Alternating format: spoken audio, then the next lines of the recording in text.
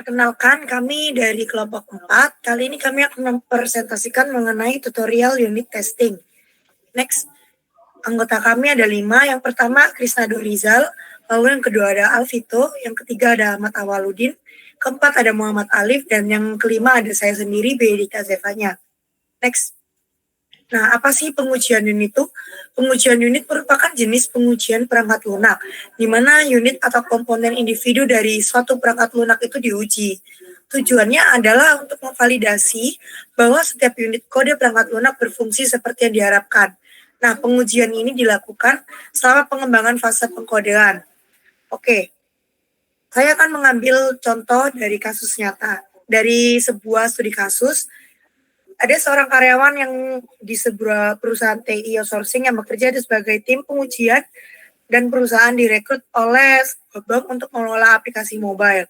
Untuk memahami siklus pengembangan dalam tahap analisis kebutuhan, setelah pertemuan pertama dengan klien, mereka menyanyikan 5 fungsionalitas dalam sistem mereka. Ada login, lalu ada view current balance, ada deposit, withdraw, dan juga transfer. Oke, next. Nah, dari sini kita akan memahami dan mengetahui bagaimana tim testing itu bekerja dan berfungsi seutuhnya. Di tahap yang pertama, ini adalah tahap di mana desain database arsitektur pada spesifikasi fungsional. Lalu, di tahap yang kedua, ada high level design. Nah, di tahap inilah kita akan mengetahui bahwa ada beberapa modul yang terdapat kerusakan atau masalah di programnya. Lalu di tahap yang ketiga itu ada di detail design. Nah, di detail design ini ada pseudocode pada setiap fungsi. Di modul-modul itu akan didokumentasikan untuk mengetahui masalah. Nah, yang terakhir adalah yang keempat ada tahap coding menggunakan V-model. Tahap ini digunakan untuk tim penguji. Jadi tim penguji itu tidak hanya duduk untuk mengetahui pengodingan selesai, tapi untuk melengkapi dan juga melakukan pengujian lebih dalam di setiap unitnya. Oke, next. Nah, yang terakhir itu ada unit testing. Unit testing ini adalah tahap yang paling penting. Contohnya di sini ada halaman login. Di halaman login ini akan diuji bagaimana login dan password itu apabila passwordnya salah, maka apa yang akan keluar. Dan apabila tidak diisikan, apakah output yang akan keluar. Seperti itu. Oke, next. Nah, mengapa sih pengujian unit itu penting? Pengujian unit ini membantu untuk memperbaiki bug di awal siklus pengembangan dan dapat menghemat biaya. Lalu juga membantu pengembang untuk memahami bisnis, kode pengujian, dan memungkinkan mereka membuat perubahan dengan cepat. Lalu yang ketiga, tes unit yang baik itu berfungsi sebagai dokumentasi proyek. Dan yang terakhir, tes unit membantu penggunaan kembali kode, memigrasikan kedua kode dan tes untuk proyek baru. Jadi bisa disesuaikan kodenya hingga pengujian dapat dijalankan kembali. Oke, next selanjutnya.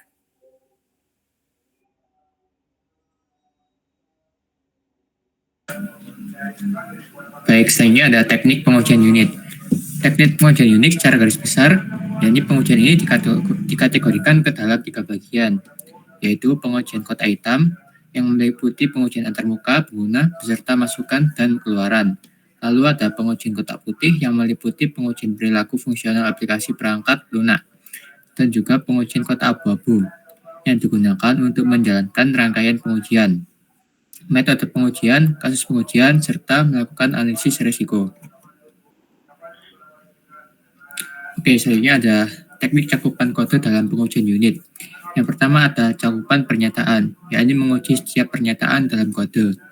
Selanjutnya ada cakupan keputusan, yakni menguji semua kemungkinan keputusan dalam kode. Lalu ada cakupan cabang, yakni menguji setiap cabang dari setiap keputusan. Lalu ada cakupan kondisi, yakni memastikan semua kondisi dievaluasi setidaknya 1 kali. Lalu ada cakupan mesin hingga keadaan, yakni menguji transisi antar status dalam aplikasi. Oke, selanjutnya contoh pengujian unit dengan objek tiruan. Jadi, objek tiruan ini digunakan untuk menggantikan bagian kode yang belum dikembangkan. Jadi, ini berguna dalam pengujian unit untuk memastikan kode yang ada berfungsi dengan benar meskipun sebagian program belum selesai.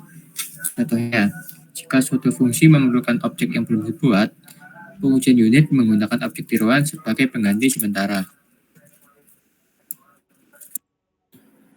Selanjutnya ada alat pengujian unit. Alat pengujian unit ini ada 5. Yang pertama ada JUnit. JUnit adalah alat pengujian gratis yang digunakan untuk Java, bahasa pemrograman. Ini memberikan pernyataan untuk mengidentifikasi metode pengujian. Alat ini menguji data terlebih dahulu, kemudian disisipkan pada potongan kode. Yang kedua ada NUnit, yaitu perangkat pengujian unit yang banyak digunakan untuk semua bahasa. .NET ini adalah alat sumber terbuka yang memungkinkan penulisan skrip secara manual. Ini mendukung pengujian berbasis data yang dapat berjalan secara paralel. Yang ketiga ada JMockIt, yaitu alat pengujian unit sumber terbuka. Ini adalah alat cakupan kode dengan metrik garis dan jalur. Ini memungkinkan tiruan API dengan sintaks, perekaman, dan verifikasi. Alat ini menawarkan cakupan jalur, dan cakupan data. Yang keempat ada EMMA, yaitu perangkat sumber terbuka berbasis Java untuk menganalisis dan melaporkan cakupan kode, mendukung metode garis dan blok dasar tanpa ketergantungan eksternal. EMMA dapat mengakses kode sumber secara langsung. Yang terakhir ada unit PHP, yaitu alat pengujian unit untuk PHP yang memungkinkan menguji bagian kecil kode secara terpisah. Alat ini menyediakan metode pernyataan yang telah ditemukan untuk memverifikasi perilaku sistem. Selanjutnya ada pengembangan berbasis uji atau TDD dan pengujian unit. Ini ada 4. Yang pertama yaitu tes ditulis sebelum kode. Yang kedua ada sangat bergantung pada kerangka pengujian. Yang keempat ada semua kelas dalam aplikasi diuji. Yang keempat ada integrasi yang cepat dan mudah dimungkinkan. Selanjutnya ada mitos pengujian unit. Gambar di samping merupakan mitos dalam pengujian unit, di mana gambar di samping menunjukkan lingkaran setan akibat kurangnya unit test yang membuat kode tidak stabil, menurunkan produktivitas, meningkatkan tekanan, dan akhirnya semakin mengurangi penulisan unit test yang mengakibatkan menghambat pengembangan perangkat lunak. Padahal kebenarannya menulis unit test justru menghemat waktu dalam jangka panjang. Dengan unit test, kode menjadi lebih stabil, bug lebih cepat terdeteksi, dan pengembang lebih produktif karena tidak perlu terus-menerus memperbaiki kesalahan yang muncul di tahap akhir. Alih-alih membuang waktu, unit testing membantu menjaga kualitas kode dan mengurangi tekanan kerja. Pemrogram berpikir bahwa pengujian integrasi akan menangkap semua kesalahan dan tidak menjalankan, sehingga tidak usah menjalankan pengujian unit. Padahal setelah unit diintegrasikan, kesalahan yang sangat sederhana yang dapat dengan mudah ditemukan dan diperbaiki pada unit yang diuji memerlukan waktu yang sangat lama untuk dilacak dan diperbaiki. Keuntungan pengujian unit yang pertama yaitu memahami fungsionalitas unit. Pengembang yang ingin mempelajari fungsionalitas apa yang disediakan oleh suatu unit dan cara menggunakannya dapat melihat pengujian unit untuk mendapatkan pemahaman dasar tentang API unit.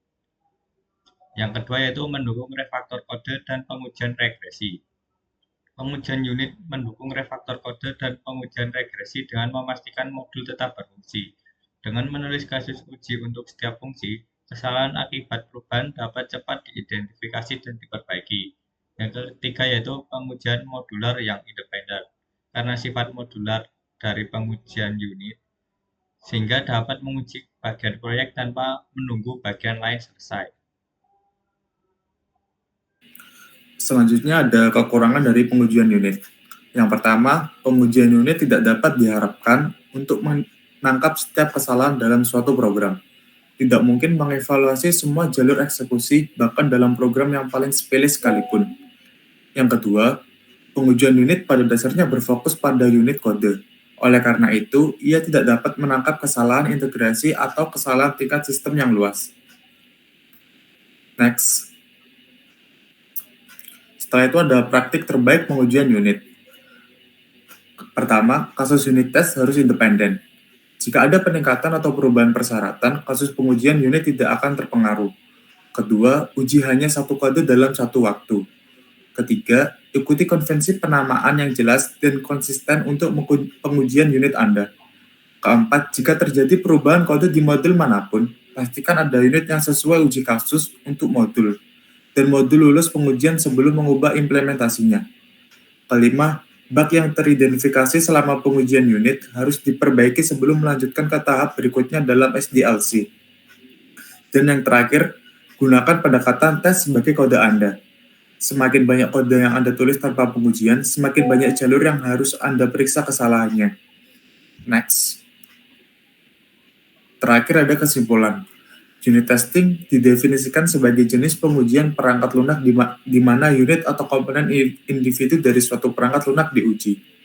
Pengujian unit dapat melibatkan banyak hal. Pengujian unit dapat bersifat kompleks atau cukup sederhana, tergantung pada aplikasi yang diuji dan strategi, alat, serta filosofi pengujian yang digunakan. Pengujian unit selalu diperlukan pada tingkat tertentu. Itu adalah suatu kepastian. Next. Oke. Cukup sekian presentasi dari kelompok kami. Mungkin jika ada salah kata atau perilaku yang kurang berkenan, kami mohon minta maaf dan terima kasih.